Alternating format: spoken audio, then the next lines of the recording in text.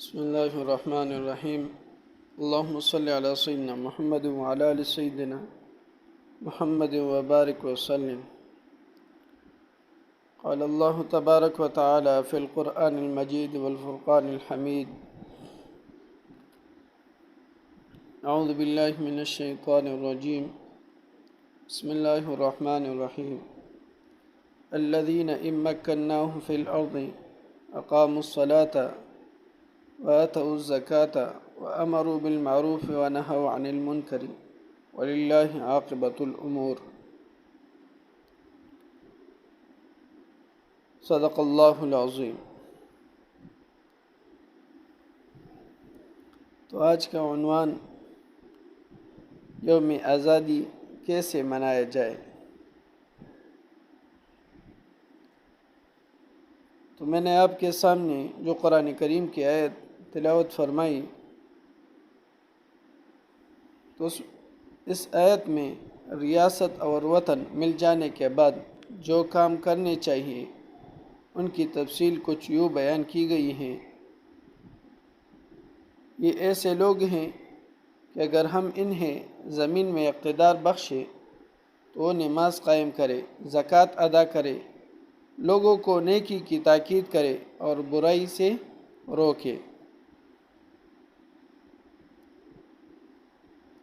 لیکن بدقسمتی سے آج موسیقی، میوزیکل کنسرٹ، ڈول باجے، ناچ گانے، ون ویلنگ، بے پردگی اور دیگر اللہ کی کلی نافرمانیوں کو وطن عزیز پاکستان میں جشن آزادی اور وطن ملنے کی خوشی تصور کر لیا گیا ہے.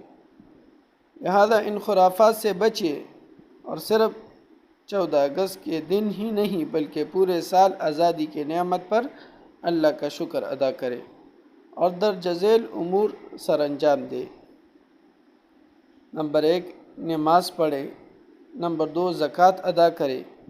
نمبر 3، غریبوں کی مالی مدد کرے. نمبر 4، لوگوں کو اچھی باتوں کا حکم اور برے کاموں سے روکے. نمبر 5، بارگاہ خداوندی میں توبہ و استغفار کرے.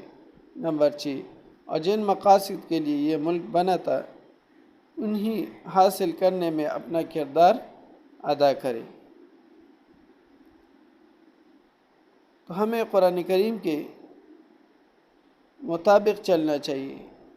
جس طرح قرآن کریم میں اللہ رب العزت نے مومنوں کی صفات بیان کی ہیں اور جس طریقے سے خلفائے راشدین کو خلافت ملی اور ان کے دور اقتدار میں، دور خلافت میں جس طرح نظام تھا اور مسلمان حکمران نے جس طریقے سے نظام چلایا، خلفاء نے نظام چلایا، ہمیں بھی اسی طریقے سے کرنا چاہیے. اس وقت کے مسلمان نے جس طریقے سے خوشی منایا ہمیں بھی اسی طریقے سے خوشی منانا چاہیے. یہ ڈول باجے اور بانسریاں،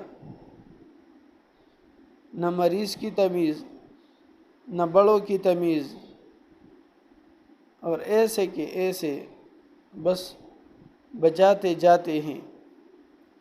آیا یہ ہے ہماری آزادی؟ یہ تو کلی نافرمانی ہے اور آزادی کی ناشکری ہے.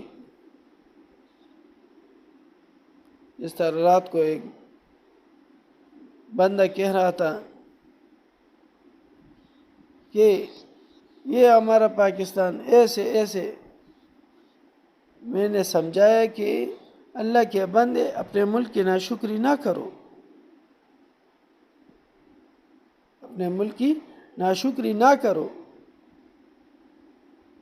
تو اللہ رب العزت سب کو سمجھنے کی توفیق عطا فرما دے اور جس طرح یوم آزادی کا حق ہے اسی طریقے سے ہم سب کو